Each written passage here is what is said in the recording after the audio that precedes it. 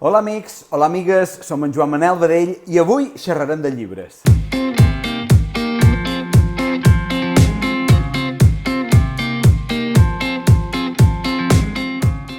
I avui xerram de Reis del món, un llibre d'en Sebastià Alsamora. Idò sí.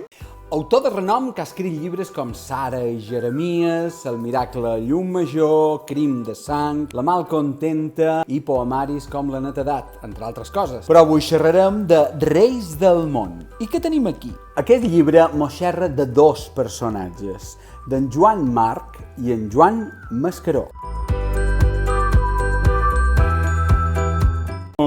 Ja sé que per la foto apareixen coses. No!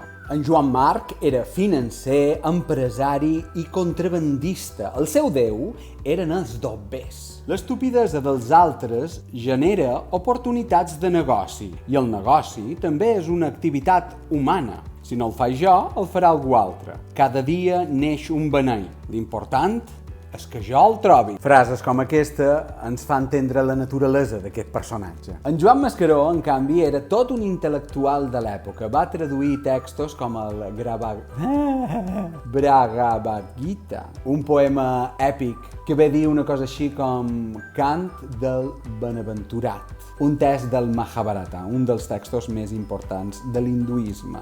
I ho va traduir del sànscrit. I el seu domini de l'anglès era tan gros que fins i tot va donar classes d'anglès a la Universitat de Cambridge, als propis anglesos. Really?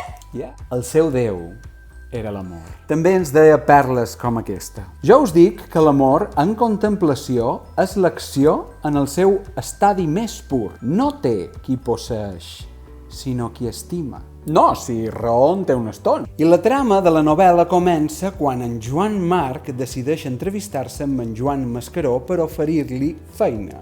I amb l'excusa de que de fora hi ha una gran tempesta i també l'admiració que es tenen l'un a l'altre, a la vez inicien una conversa, no sense altibaixos, una conversa interessantíssima que ens farà passejar per la guerra, per l'amor, per la incomprensió, per la filosofia, per l'educació, no, per la família, per la política, per l'amistat, per tot. El narrador de tot això és Emili Tramulles, director de la Banca March i braç dret d'en Joan Marc. A la darrera part del llibre també hi ha un canvi de narrador, en aquest cas narradora, na Caitlin Ellis, la dona d'en Joan Mascaró, la qual ens farà veure que la seva vida quotidiana tampoc és tan elevada com la seva saviesa. Com podeu veure, res és blanc i res és negre, està ple de matisos i gràcies a la ploma d'en Sebastià Alsamora tenim un dels millors llibres de la darrera temporada. Espero que passi a ser un clàssic, perquè està molt ben escrit. I si vos ha agradat, espero que vos subscriviu. Adeu!